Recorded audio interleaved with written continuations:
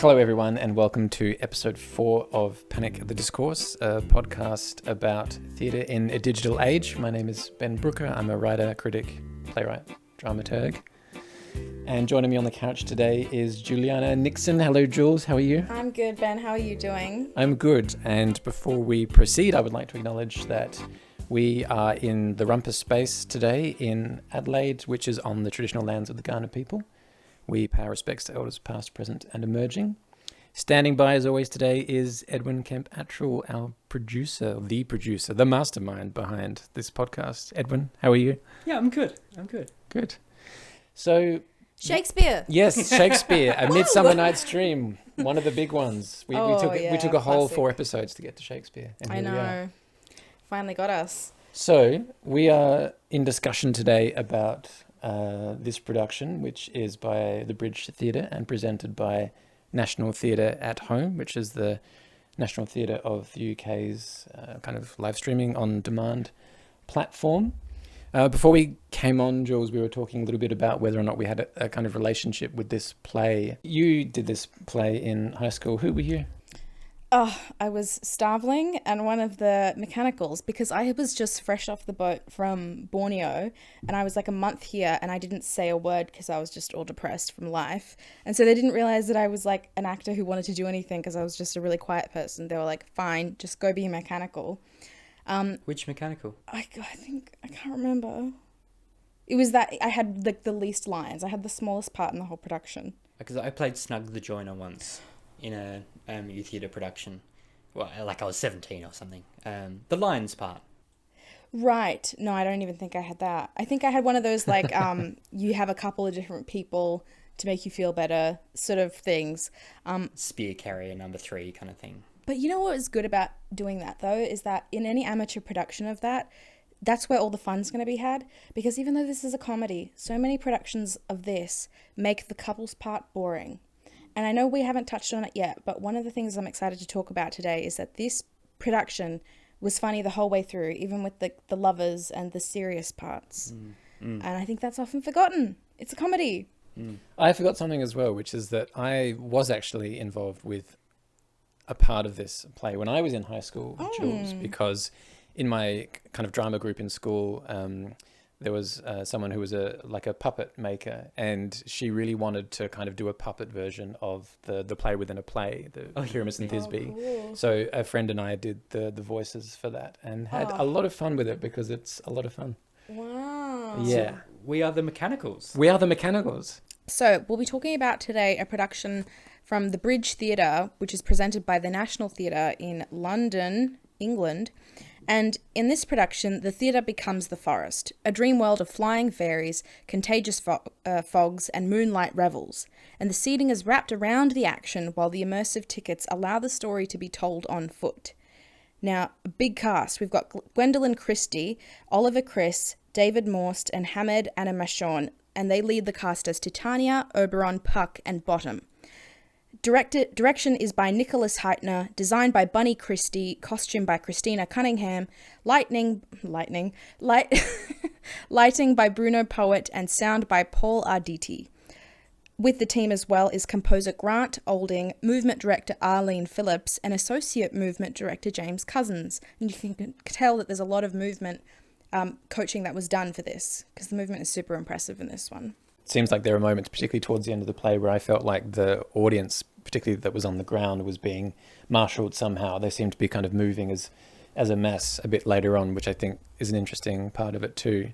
I mean, I think it's worth talking a little bit more about the design because I think it's so integral to it. I think the word immersive gets bandied around a lot these days. I think this is genuinely immersive, and it seemed to me to be taking a bit of a leaf out of the Globe Theatre book in terms of, like, all those people on the ground was very much like the idea of the groundlings in the Globe Theatre, people who, you know, in the past at least would have, you know, not paid very much to be there, and they're, you know, on the floor extremely close to the action.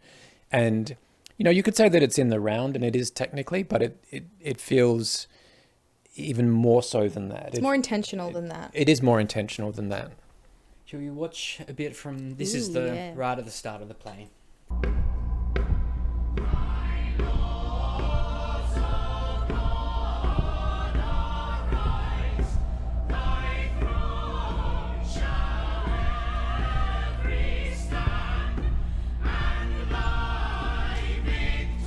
It's a stunning opening, I think, isn't it?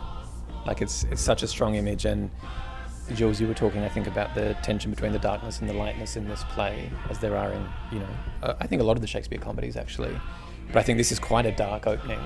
And I didn't quite get this, but a few of the kind of reviewers of the production in the UK kind of likened it to Handmaid's Tale, I guess, with the kind of nun-like habits and that very striking image of her in the box.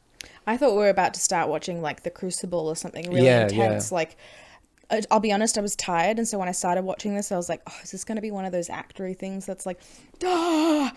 And then I was very happy very quickly to realize that, that was just one of the very extreme ends of the intensity versus the light that was going to happen. Right.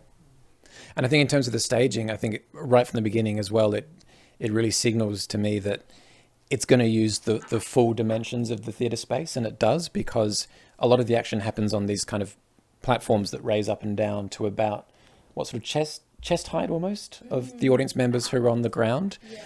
And then, these beds kind of come in and out of the flies, and there's all this terrific kind of circus aerial work that happens a bit later on as well, which is, I suppose, kind of the fairy realm is the idea of that. It's kind of hard to say much more than it's incredibly immersive, and it's all the things that you would expect Midsummer Night's Dream to be in terms of like fun and frivolous and maybe not all productions. This one is quite physical, as you're saying, with the kind of circus kind of elements to it. And before we came on, I was talking a bit about what I think is quite the obvious indebtedness to the Peter Brook version from 1970, the kind of famous white box version with all the kind of circus aspects. And I feel like this production it nods at that, but I think it's very much doing its own thing as well. And, having said that it's quite dark in places, especially at the beginning, there's something I think I wrote that the whole thing is kind of shamelessly entertaining. Like it's always kind of throwing things at the audience purely for the pleasure of it. I mean, it's got a great soundtrack, these big kind of pop bangers like Beyonce and, different things like that. And I think it's not at all afraid to kind of revel in the spectacle that it's creating. And there's some moments where it's pop songs just played, right? Like it kind of it does go away from the being tied to the script and the production of Midsummer, the original text. That was my favorite part, that it was very like deliberate, intentional, and took itself very seriously in the work, but also was super lighthearted. And some people might scoff at that and say, oh, come on, Beyonce, but it was just, I don't know, it's interesting how much I enjoyed it from this side of just watching it on a sort of 2D screen. And I wonder how much better, like, because you could really feel the audience like being really on board for it. And I wonder how, it's a shame you can't see it, but I wonder, what do you think about that diluted experience of seeing it secondhand as opposed to live? Yeah, I mean, I was thinking about that as I was watching it, and as you do, there were a couple of moments where I probably kind of left the room while it was still playing, would come back, and things like that are obviously not able to do in the live space. And another thing that I did was I kind of had this moment where I thought, I don't know, maybe halfway through, that I hadn't kind of read or seen Midsummer for a really long time. So I kind of went and pulled out my kind of, complete works of Shakespeare, and I was kind of following through as I was watching it. And that in itself, again, a really interesting experience that you wouldn't probably have in a theatre. And one thing that I kind of realized by doing that was that, unlike a lot of contemporary productions of Shakespeare, this doesn't really cut the text very much. Like it's pretty close. Like it's 2 hours 40, I think, is the running time. It's quite baggy, I think. And as you say, in addition to the full text, there are these moments where there'll just be a pop song that will play for 4 minutes, or there'll be a dance routine, or even, the mechanicals play within a play at the end. They really milk that. I mean, they don't just throw that away. Like that becomes a real kind of focal point for the whole show. It's interesting in terms of the immersiveness of it, and the fact that it's able to portray that in video form. Like watching it without being there, you feel the satisfying thing is the feeling of being immersive, and like they've captured that incredibly well. And then it's interesting that the way that you were talking about watching it is also immersive in a sense in the real world, or is kind of augmented between the video and you going through a book. You know, like that's immersive as well. Yeah. In a way that you can only do with a filmed production. So it's a really interesting kind of connection of those two things. Right. Yeah. I mean, I think, I would argue that, you know, books are in themselves immersive. They are, in a sense, virtual reality technologies, even though we don't tend to acknowledge that.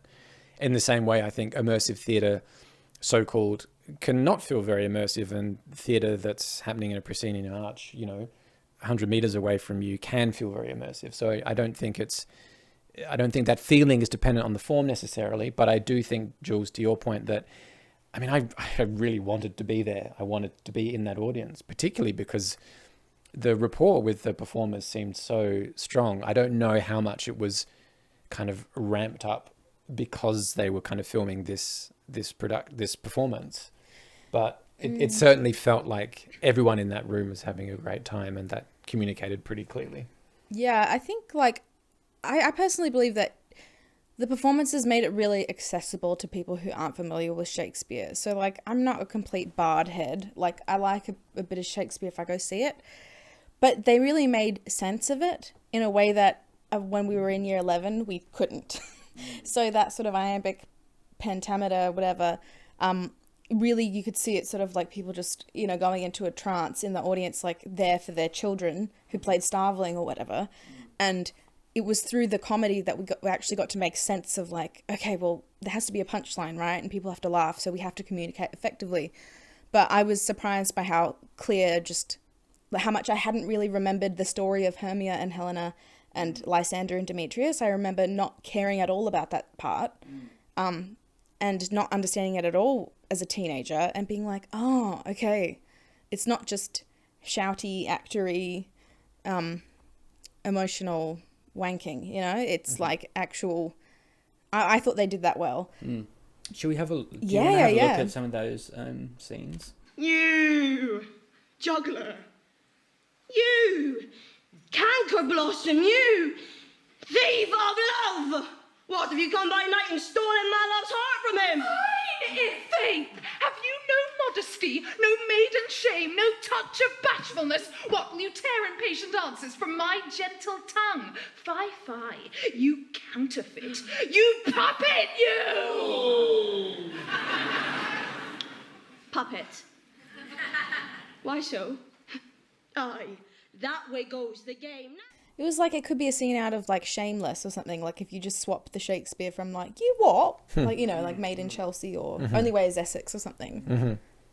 And they do, there are moments of where they do slip into contemporary dialogue. It's often like just exclamations or, you know, little bits and pieces here and there, which is quite nice. And I think it's a part of, you know, it is quite postmodern. It's quite meta as well. There's quite a few moments where there are jokes about, you know, the fact that the play's immersive or that it's happening in the round. So they're always acknowledging the relationship of this, you know, artifice to the audience and the audience's experience. And I think in a way that's I really enjoyed it. Like, it never felt kind of forced or kind of groan worthy, which I think sometimes that stuff can. I think it was just done really well. There was a kind of authenticity to it. I think they sold it really well.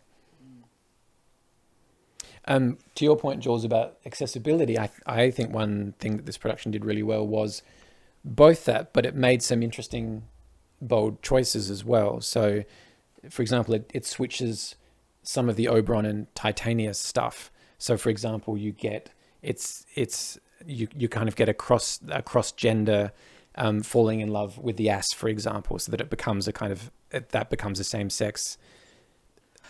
Oh, yeah. So it's Titania that falls in love with the ass? Yes. Yeah, that's not in the original. Yeah, sure. So they've gender switched that. Yeah. And there's a couple of other places where they do something similar. Yeah, with Helena and Hermia. Yeah, and I think it's really good fun. I didn't even get that. I think all of those elements to me really work. Yeah, it's very fluid, the whole thing. Yeah. it did make me reflect on the conversation that we're having around Grief Lightning of what is the, is there a deeper purpose to all this kind of stuff? And I'm not sure with this production, partly because it was so fluid and so kind of interesting that it felt like none of those parts were actually making a point. They were just so well integrated into it. It was just taken that there could be this moments of love interest between same-sex people, or that they're the kind of the diversity of the cast, or these kind of things were so well integrated that they almost were just taken for granted, I thought. Right. I agree. I think that there was nothing performative about that. I think that everything that felt inclusive and maybe, quite profound, like just that swapping, actually felt really like Bard would have totally been like right on, like that. He would have loved that, I think. I'm interested about a discussion you were having about that scene where they were discussing trigger warnings. And it sort of brought up this bigger conversation about those in general and in performances. Yeah. I think this is the section. Oh, well, will not the ladies be afraid of the lion? I fear it, I promise you. Oh, Lord! Neighbours, you ought to consider with yourselves to bring in, God shield us, a lion among ladies is the most dreadful thing. For there's not a more fearful wildfowl than your lion living, and we ought to look to it. Oh, and therefore another prologue must tell she's not a lion. Nay. You must name her name, and half her face must be seen through the lion's neck. Then she herself must speak through, saying thus, or to the same defect, ladies. Ladies. Or fair ladies. Fair ladies. I would wish you. I would wish you. I would request you. Request you. I would entreat you not to fear, not to tremble. My life for yours. If you think I come hither as a lion, it's a pity of my life. No! I am no such thing. I am a woman. The mechanicals were so good in this production, as they should be. I mean, I think Hamed Anna-Mashorn, who plays Bottom there, I think he just steals the whole show. I think he's just so good. Absolutely. But so what I was saying before that I found really interesting in watching this, and it's nothing, I don't think it's actually anything that they did differently. I think it's in the script. And it's the great thing about Shakespeare that when you revisit it, you find new meaning that, you didn't see before. I thought it was so interesting, this kind of Elizabethan trigger warning discussion that is actually something, and in the play, it's laughable because it's absurd, and it comes up later on when they actually present the play. But what I found really interesting is the parallels to the way that we think about theatre now, and that we do similar things and don't realise that it's absurd. And I think there is absurd ways that we either incorporate trigger warnings or feel like performances always have to have the correct moral perspective on something, or even every character has to have the correct moral perspective on something, and if they don't, then they've either got to be vilified in the production or the production is problematic. I thought that was really interesting, kind of reflecting on that. I don't know if you have any.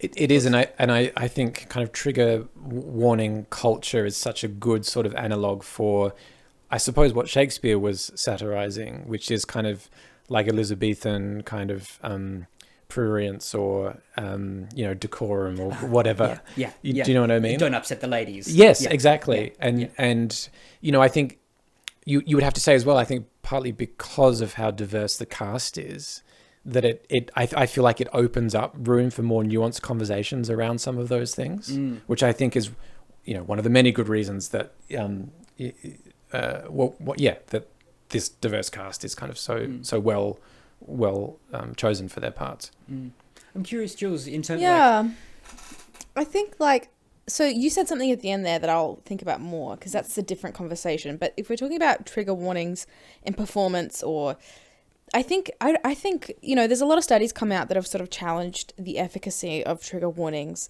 but I think that has more to do with how they're implemented rather than the fact that they exist at all.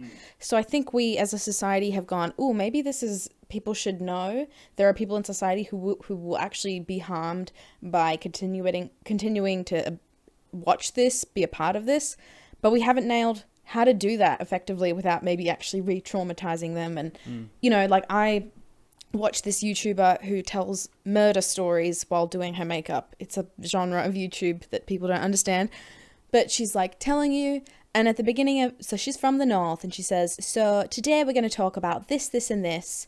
Now, if you're not in the mood to hear about that, don't worry about it. Come back another day or skip this video. I don't want you being upset today. Like she, rather than just saying trigger warning, R word, whatever word, this, that, she incorporates it into a meaning. There's a meaning behind it, saying, I know this stuff I'm about to say might fuck up your day. It's more conversational. Yes, and it actually has intentional rather than performative, like, here's a little warning to cover all my bases. It shows they actually care. And I think theatre has a way that it could do that with actually, whether that's by the play or, I think in Antigone there was something on the loudspeaker about content warnings. I might be mistaken. Anyway. I think this scene is not necessarily satirizing trigger warnings in total as a concept, but I think it's basically saying that anything can be taken to an absurd degree, including trigger warnings, which we hold to be very important, despite the fact, as you said, Jules, that, you know, studies have shown that they don't always do what they're supposed to do, and in fact can apparently be more harmful than good. Or at least in the way that we're doing them, because if you think about it, rather than have people sort of confront whatever issue, you know, at the rate that they would have had they watched The Thing, they're being told about all the things, bam, bam, bam, that's in your mind, now watch The Thing. But if there's actual care taken to what is conveyed, I think that might be different. But that whole pearl clutching thing is interesting because, yeah, I'm not sure I really agree with that idea that it's like, that it's the same as like some uptight Victorians being offended by homosexuality or a woman showing skin or something. Do you know what I mean? I think that's a different kind of taking offense. Yeah. Personally. Yeah. I think it is. It's two separate things.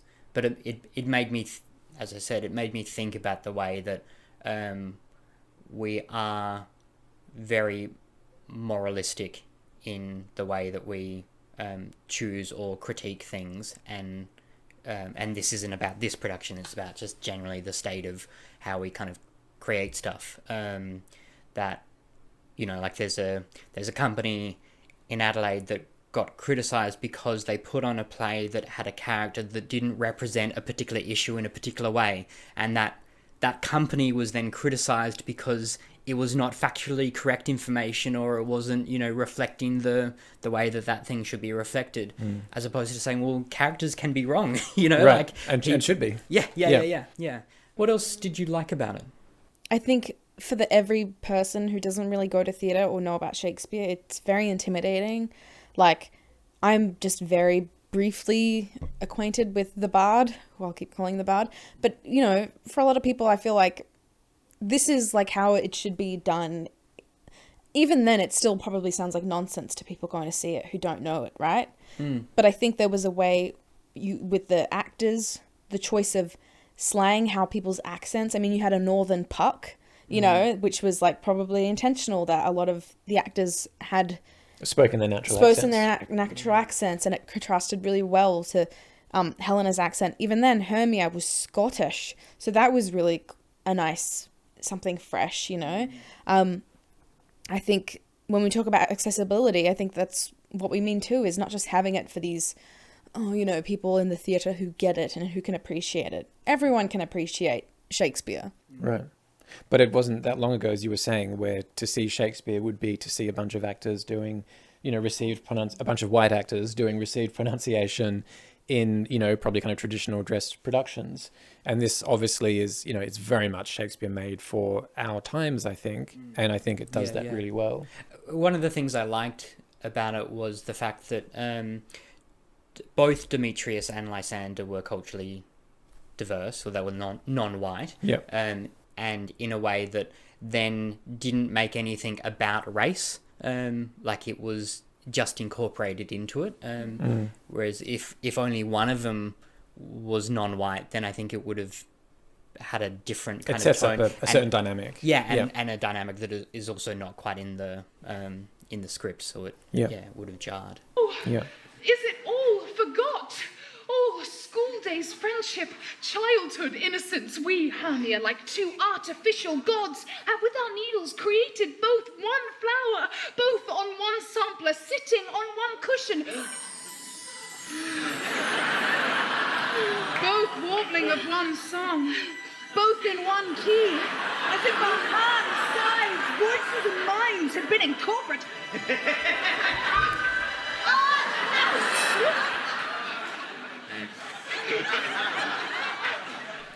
I'm curious, so one of the other things that stood out to me this time watching it that I haven't taken away before is how much it feels like a psychedelic trip, the whole kind of going into the forest. And I mention it because, Ben, you're writing a book on psychedelics and, you know, very immersed in this kind of stuff. What's your perspective? How much does it link into psychedelics, and do you think that's just a contemporary way of interpreting it, or do you think there's something actually in the script that is directly referencing psychedelics? I think it's a really good question, and I actually had the same takeaway that you did, because my wife was kind of coming in and out of the room as I was watching it, and to the point about accessibility, she was really engaged every time she kind of came into the room and, you know, saw a snatch of something. And after I finished watching it, I kind of said to her, I could imagine somebody doing a kind of 90s kind of forest rave or bush doof set version of this play where the fairies are kind of like MDMA dealers, because that's sort of how it plays out. And, you know, the fairies are literally, flailing, mind-altering plants around. And that's what's leading to all of the kind of... the kind of wizardry and voodoo of the play in the fairy realm, in the forest realm. And I think it is kind of innately psychedelic. And I know that there are questions around whether, you know, did Shakespeare, you know, partake of certain substances? I'm sure there's discussion about whether he used kind of hashish and, you know, other kind of mind-altering plants that would have been around in his day. And certainly it's got that element to it. I think to me, it feels quite obvious. And I suppose the imaginary production that I just described is quite a literal rendering of that idea. But to me, it is a psychedelic play, and all of those elements of because I also think Nicholas Heitner's production here, I think he makes he makes more play than other directors of this have done with the sort of mistaken identities and the kind of, I kind of hate this term, but, you know, quote unquote, the gender bending aspects of it, the fluidity that we've already spoken about. And I think, again, all of that it has that kind of element of psychedelia to it, that kind of playing with norms and kind of shapes and forms, and the kind of slipperiness of it all. It does feel very much like an altered state of consciousness. I'm just fascinated why you're so fascinated with psychedelics. I'm just like, you're talking about all this, like all this slipperiness. I'm just like, you know, like, you know, you love dramaturgy and, you know, you look like a person who loves order. And that's a complete, but that's a complete like assumption, right? Like that's just the surface level. And obviously I know you a bit better than that to know that's not true, but it is still interesting, like, that you would dedicate a book to that idea of psychedelics. I think while you were talking, it made me think of something someone said about English pop music producers who were always kind of like, why Americans would want to work with them was because they always presented as like really stitched up. But when you actually got them in the recording studio, they were always the kookiest. But it was just, you had to kind of get them to that point. And I think I think psychedelics bring people to that point, actually, which is a part of the reason that I think that I'm interested in them, because they lower inhibitions, they make you question certain assumptions about yourself, in the sense of your own identity, and that sense of play, because it's often said that psychedelics return people almost to a kind of childlike state of wonder in the world. And, like going back to, I think, our very first episode when we were talking about the sense of wonder that theatre can create, that I feel like I've been chasing, or that I do chase as a critic. I'm still looking for theatre that makes me feel that way. I think in a way psychedelics are a bit of a kind of shortcut to that. And again, I think it's a part of to me, it's a part of the soup that's been confected in this work. Like I think all of the kind of the play and the kind of, in a way, the silliness and the childlike nature of it, and the fact that it's all taking place in this forest, because the way that the play moves from, it's Athens, isn't it? And you kind of go out into the wilderness, and in a way, this kind of almost, how would you describe it now, like a kind of free love kind of utopia kind of takes place with all these, like a Woodstock kind of, that it definitely has that kind of tune in, turn on, tune in, drop out kind of aspect to it, like a rejection of conforming society. And even in that first scene, there's something, that first scene is almost dystopian or authoritarian. There's something really grim about it, and I think that sets up really well why, like, a pair of young lovers, thwarted young lovers would want to leave, would want to get out of that. And again, I think that's something that psychedelics facilitate. So I think there is a link there as well. With cunning hast thou filched my daughter's heart, turned her obedience, which is due to me, to stubborn harshness. And my gracious Duke, be it so, she will not here before your grace consent to marry with Demetrius. I beg the ancient... So pretty much every production that gets put on seems to do the double up of Theseus, Hippolyta, and Oberon, Titania, and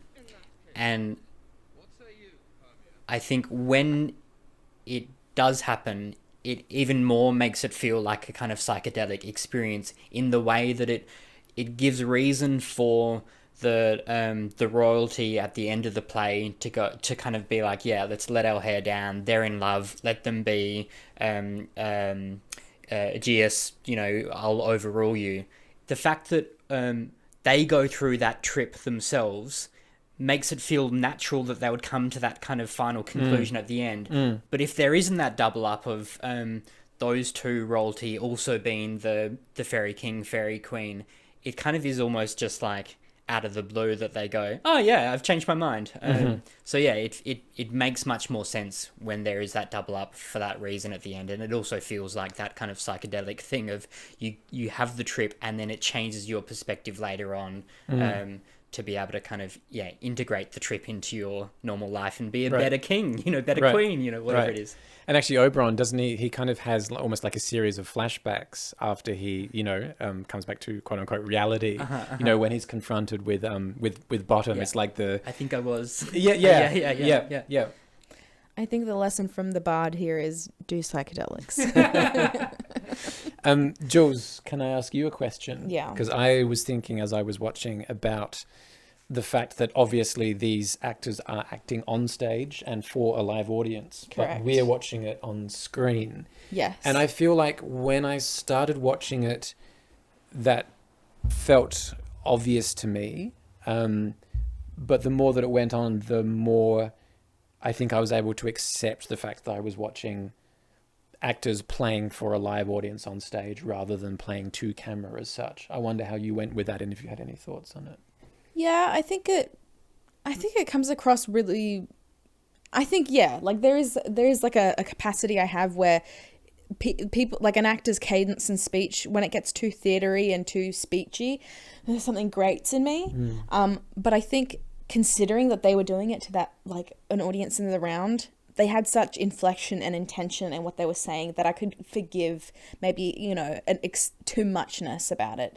I was just going to say, I wonder if a part of the reason I didn't feel like I was kind of being, kind of declaimed at is because of the proximity of the performers to the actors. So I don't think these performances by Shakespearean standards at least, are particularly big.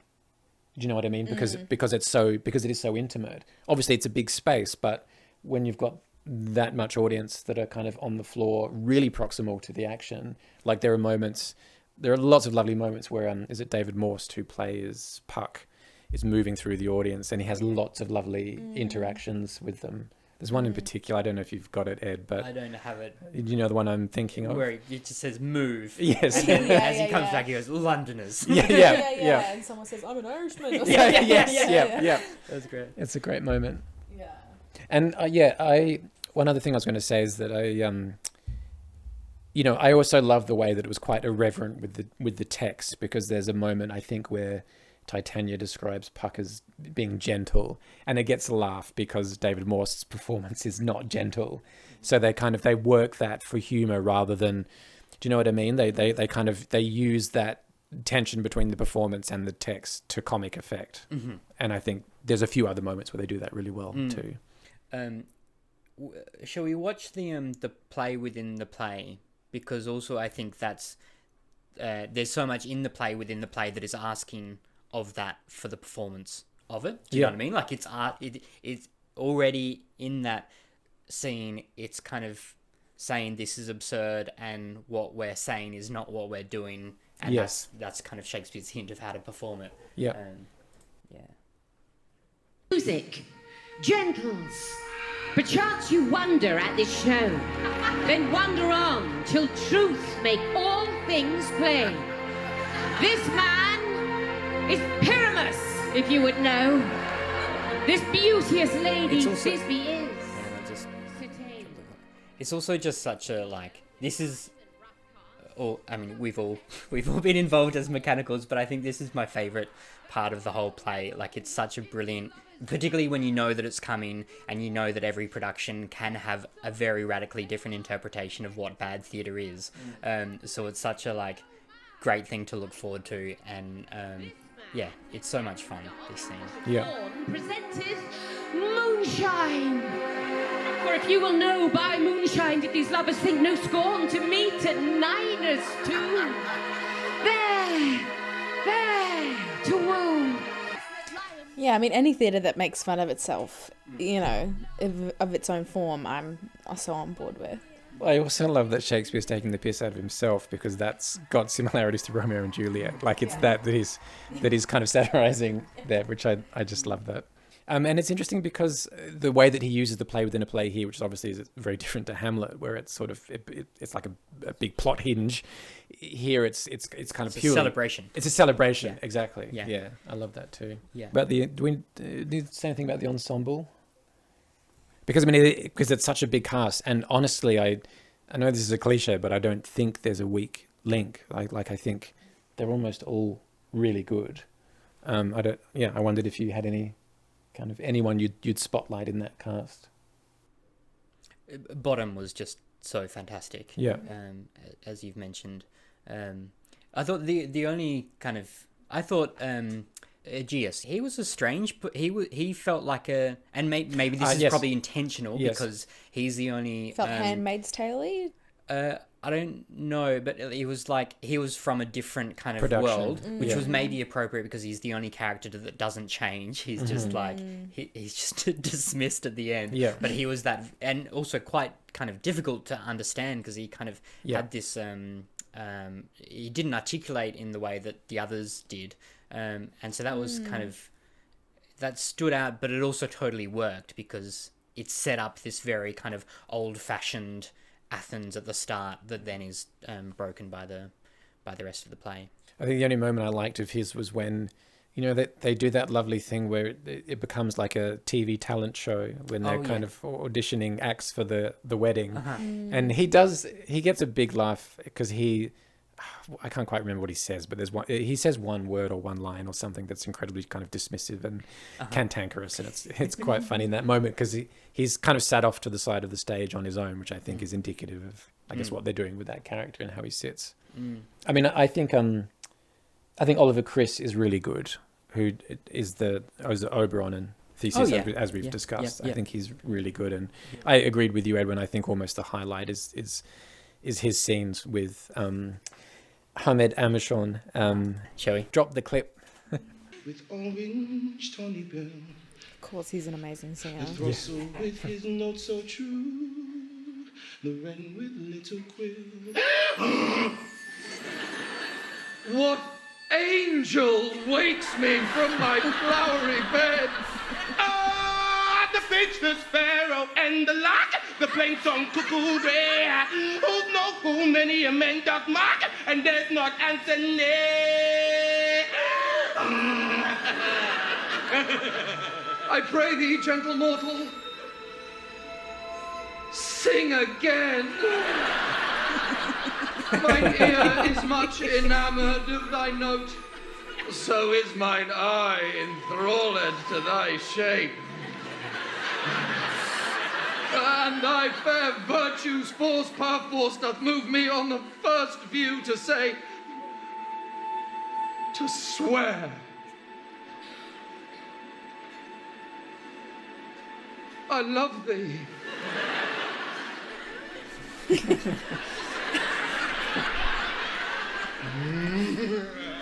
Yeah, you don't get better than that. Yeah, it was such a fantastic production, such a well created video artifact of that. Well, can I ask you while you're saying that, because obviously, Edwin, you run a video production company that specializes in documentation of theatre. So on that level, like, did this impress you in terms of the way that it was filmed? Yeah, absolutely. I mean, I think one of the things actually that was kind of nice about it was there were still moments that were obviously theatre and that film wasn't able to fully capture. Like, you know, even with the number of cameras that they had, they weren't always getting exactly the right angle, or sometimes there was somebody shadowed by the other actor, or you know, there would be a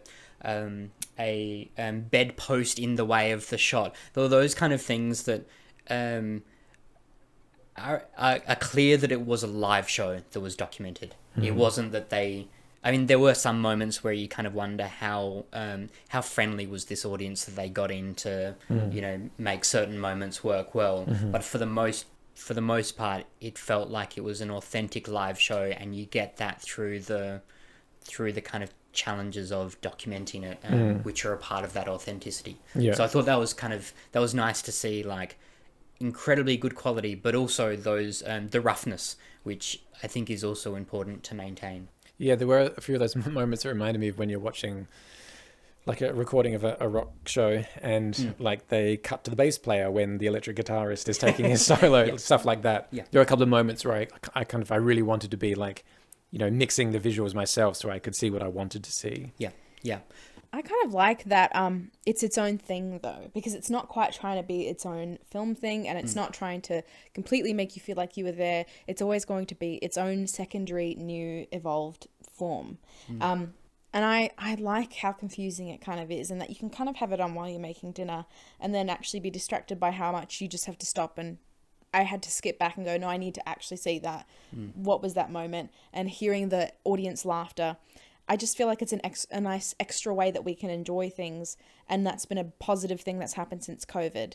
And I'm excited to see what else Replay does as well in terms of redefining another extra way that you can enjoy a performance. Yeah, absolutely. And it was interesting as well with, you know, talking about the audience laughter. It's sort of, you know, like canned laughter, you know, is not a thing that I think many contemporary comedies have anymore. So I'm not saying that that's, you know, a bad thing. I think often, you know, the effect is incredibly cheesy, but there was something nice about feeling like you were part of an audience responding to this with the people who were actually there in the room at the time. Yeah.